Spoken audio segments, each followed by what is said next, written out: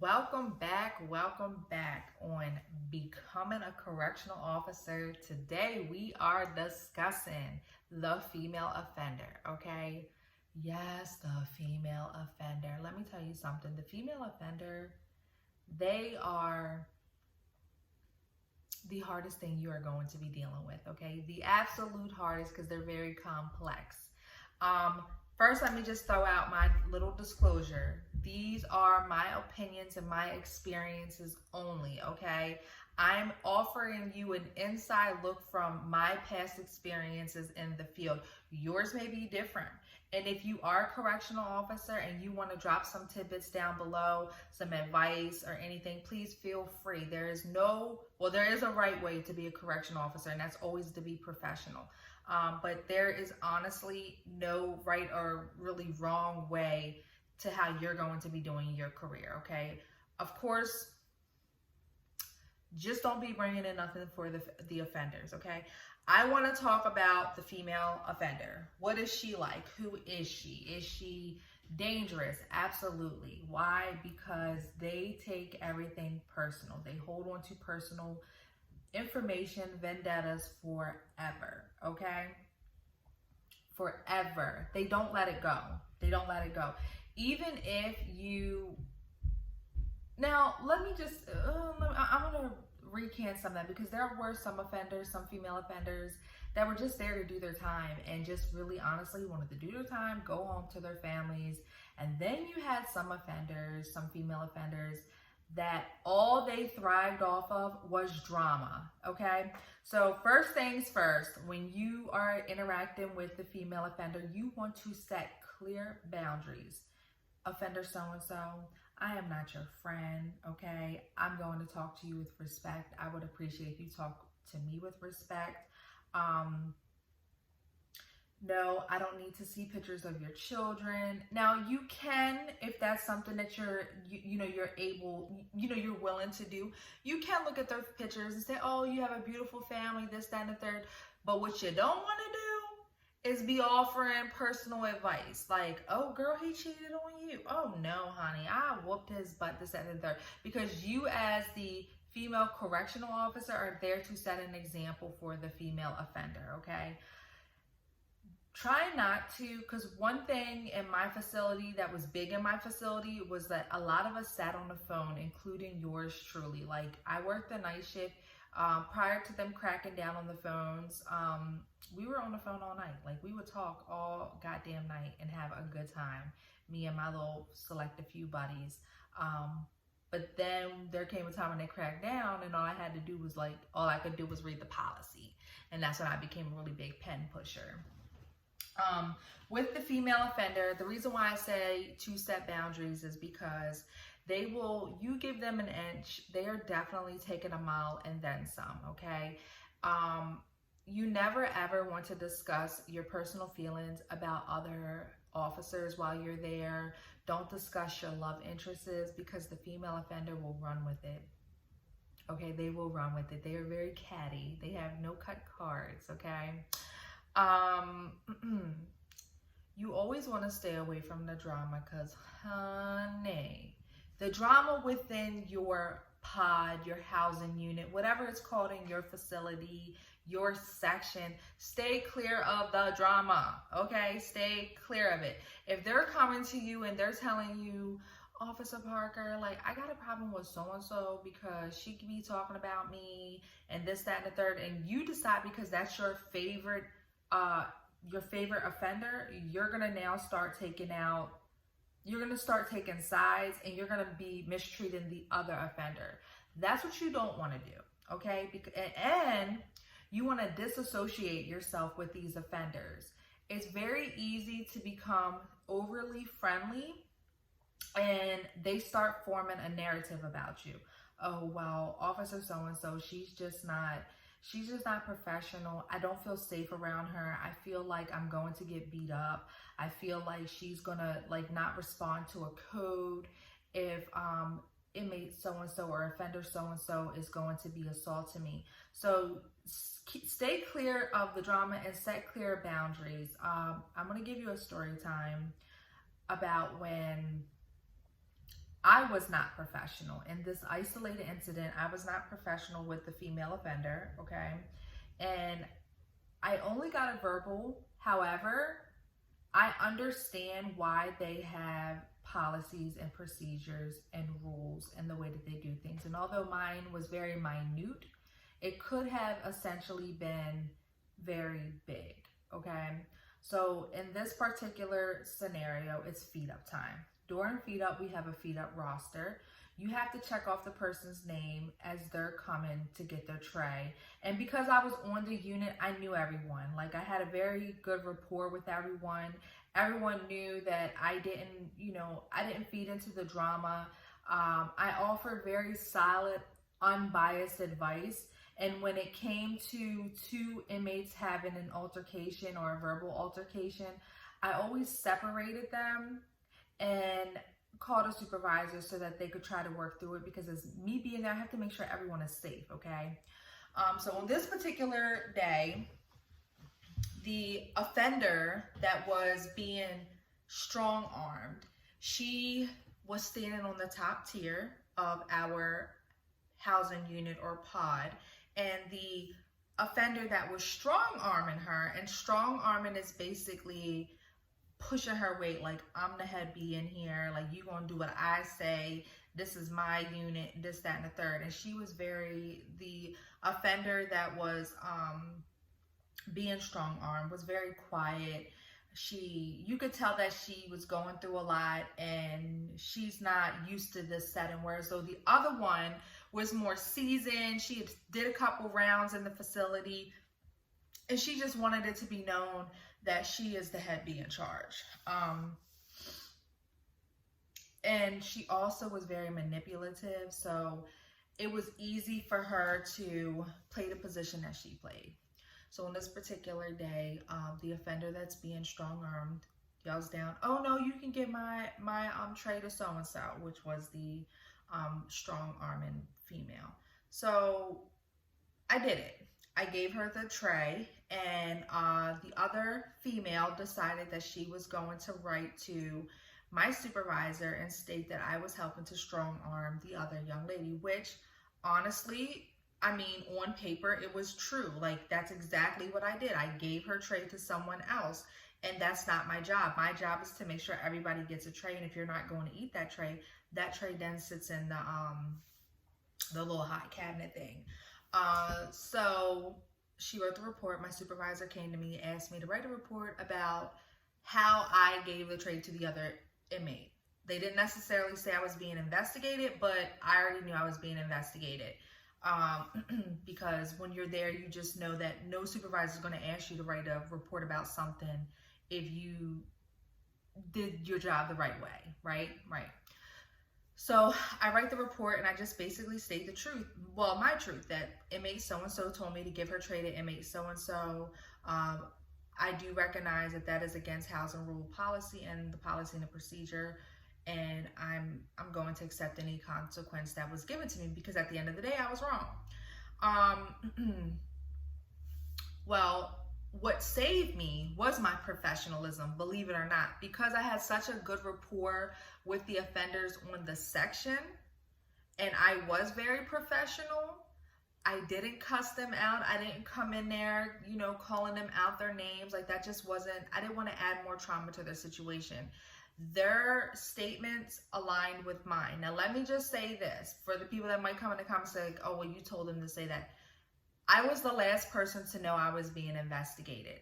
So they had already spoke to the other offenders prior to me coming on shift that evening when it came time for me to write the report. So I was the last one to be investigated and interrogated. So the investigation and interrogation of the housing unit happened while I was at home sleep. So I was unaware of what was going on until I came in that night. And I had to write my report it was during my lunch break. It's called a 121. So I wrote the 121, and my supervisor came back to me the following night and said to me, "Here's the situation. This is what happened. You were being investigated because an offender alleged that you were helping strong arm the section, and your statement aligns with what everyone else stated, which was the young lady said for you to give her tray to the other offender. In the future, Miss Parker, and I knew this because at this time I had been there for like a year or two. Like, I knew not to give the tray to another offender. I knew this. He said, in the future, just make sure that you're abiding by policy and procedure and to always remain unbiased, fair, firm, and respectful. And he was right. So, and from then on, my narrative then became, when other inmates or offenders would ask me, hey, Miss Parker, can I get so-and-so's tray? No, you may not. No, you may not. You may come downstairs and give your tray to so-and-so. If they don't come down and get their tray and give it to you, I'm not giving it to them, okay? And then I became known as, don't even ask her, because if I ain't getting up, right, then you ain't getting her tray. You're not getting the tray. And another thing that I would do, because there would be occasions where I didn't have eyes behind my head. I'm supervising 60 to 70 inmates, 40 to 50, depending on the housing unit size. I don't have eyes on the back of my head, but what I would do was I would count my trays. Always counted them, never got extras. That way there would never ever be, oh, can I get an extra tray? Because then you have to get the whole unit an extra tray. And that's not your job either.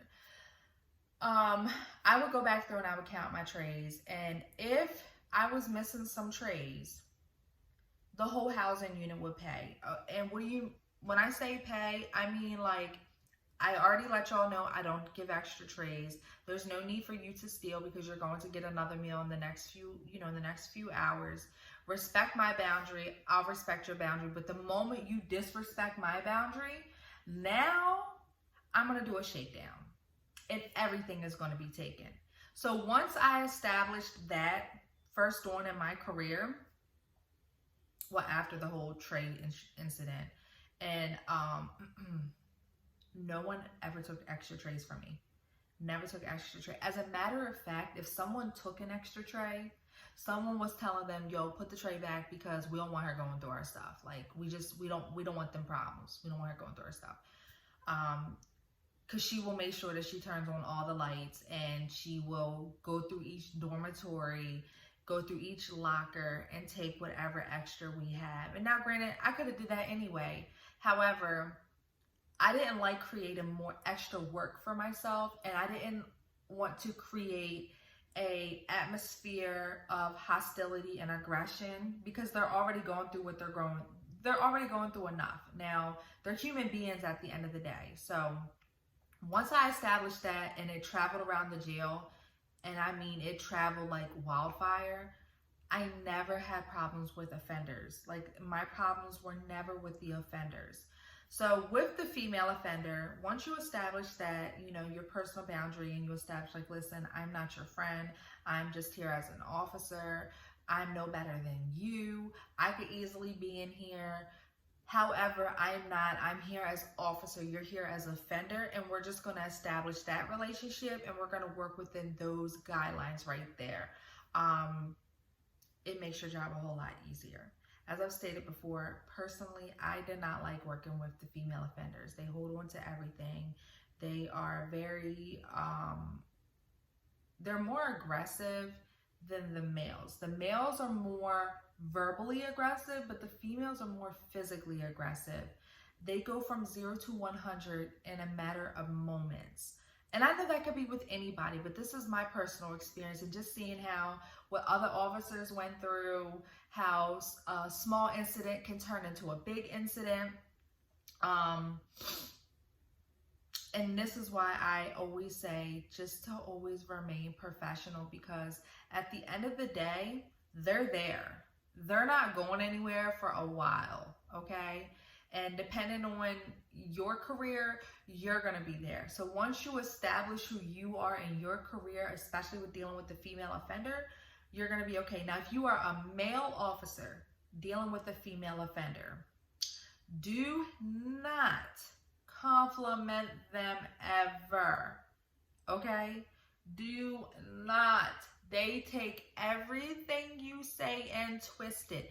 Even if you say, oh, you look nice today, they take it as you are flirting with them, okay? As a male officer dealing with female offenders, do your best to always remain professional, okay? Because there's going to be times where you're working one-on-one with an offender and you never ever want them to feel like you are giving them that attention, because that can jeopardize your job, okay?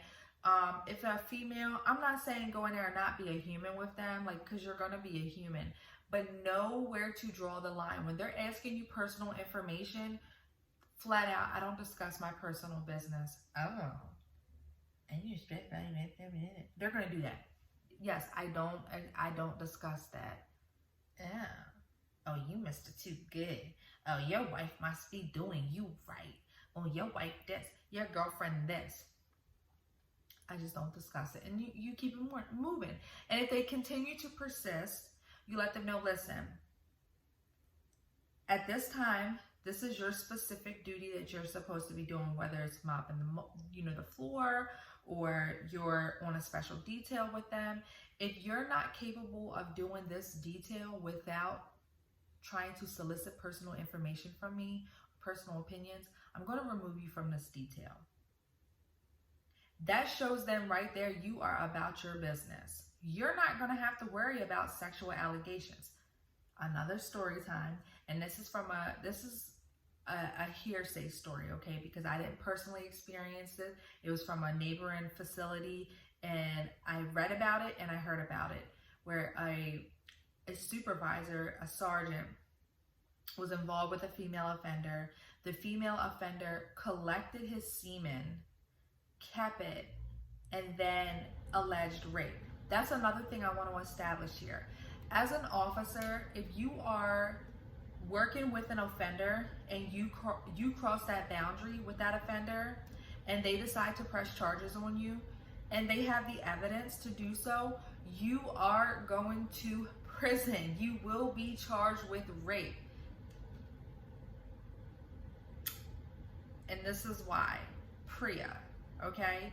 Prison Rape Elimination Act. It does not only just include the offender-offender relationship, it also includes authority and offender relationship. There is no such thing as consent behind walls, okay? You are a sexual predator if you do that, okay? According to the law. You're abusing your authority.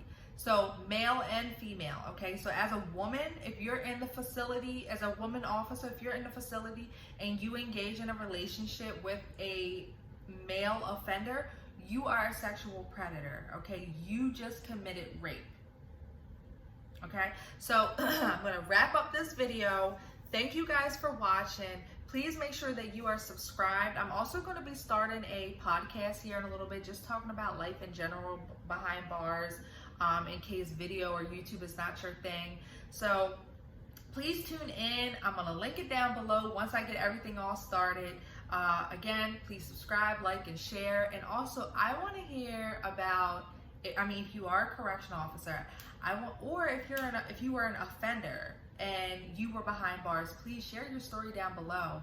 I want to discuss this. As an officer, from a offender's perspective, what did you value the most being behind bars when you were dealing with an officer, okay? Please comment that down below. I want to hear about it. We're going to talk about it in the next video. We're going to talk about it on my podcast. So again, thanks for tuning in. Y'all have a good day. I'll talk to you guys soon.